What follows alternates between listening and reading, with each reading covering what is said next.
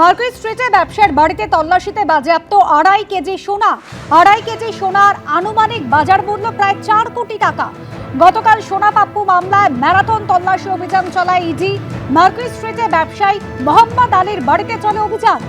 একাধিক ঠিকানায় ইডির তল্লাশিতে প্রায় 15 লক্ষ টাকা নগদ উদ্ধার হয়েছে। বাজেয়াপ্ত করা হয়েছে প্রচুর ডিজিটাল এভিডেন্স। মুর্শিদাবাদের কান্দিতে শান্তনু সিনহা বিশ্বাসের পৈতৃক বাড়ি, সেটাও ফ্রিজ করেছে ইডি।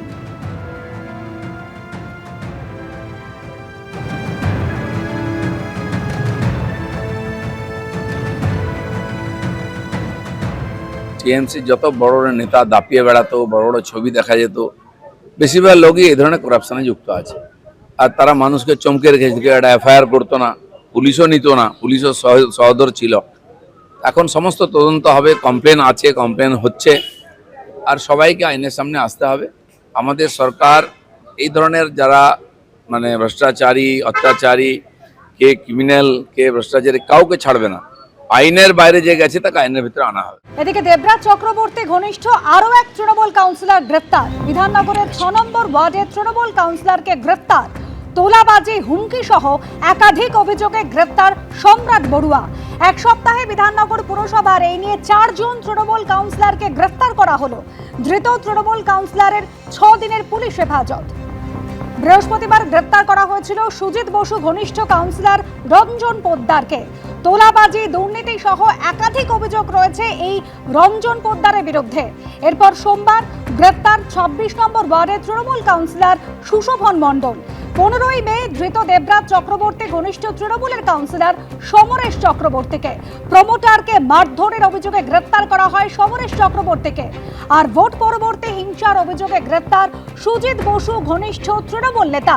অভিযুক্ত দক্ষিণ দমদম পুরসভার 35 নম্বর ওয়ার্ডের কাউন্সিলর পার্থ ভার্মা ওরফে টিঙ্কু।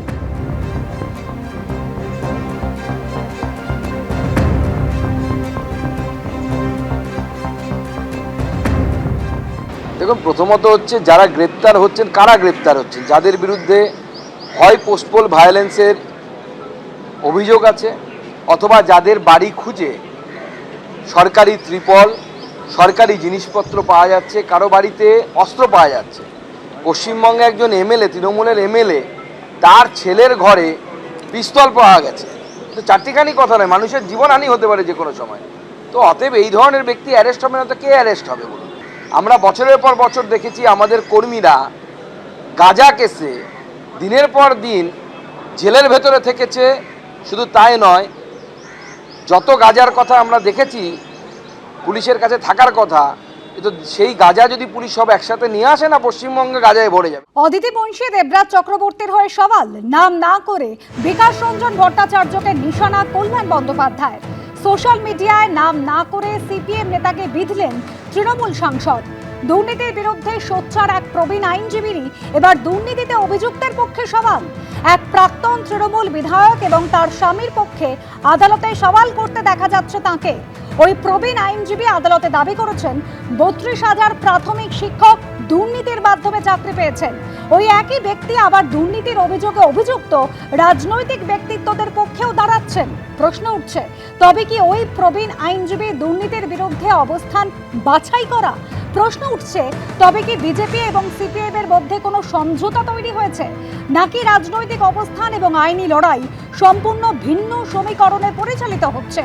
সোশ্যাল মিডিয়ায় প্রশ্ন তুলে পোস্ট করেছেন তৃণমূল সাংসদ কল্যাণ বন্দ্যোপাধ্যায়।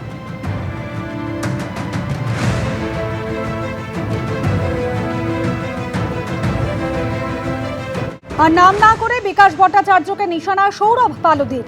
সোশ্যাল মিডিয়ায় সিপিএম এর আইনজীবী নেতাকে আক্রমণ পরিচালক সৌরভ পালোধির। যে পার্টি চুরি আর দুর্নীতির জন্য আপনার পার্টির হাজার হাজার কর্মী খুন হলো, তাদের চুরি যে চুরি নয় এটা প্রমাণ করতে আপনি কোর্টে লড়বেন। এটাকে আবার আপনি আপনার কাজ বলে ন্যারেটিভ সেট করবেন। এটা কেমন কমরেডশিপ? আমরা রইলাম আমাদের আদর্শ আঁকড়ে। পার্টির খারাপ সময় থেকে পার্টির সমর্থক, জিতেছে বলে আখের গোছানোর জন্য পার্টির সমর্থক হয়নি। সিপিএমকে আঁকড়ে রয়েছে। আপনি প্রার্থী ছিলেন অনেকবার, আপনি আপনার শত্রু শিবিরের হয়ে কোর্টে সওয়াল করবেন। আপনার শুধু কাজ রয়েছে, অথচ সুদীপ্ত মইদুলের কোনো কাজ ছিল না। সোশ্যাল মিডিয়ায় এভাবে পোস্ট করেছেন পরিচালক সৌরভ পালোধি। এবিপি আনন্দ, এগিয়ে থাকে, এগিয়ে রাখে।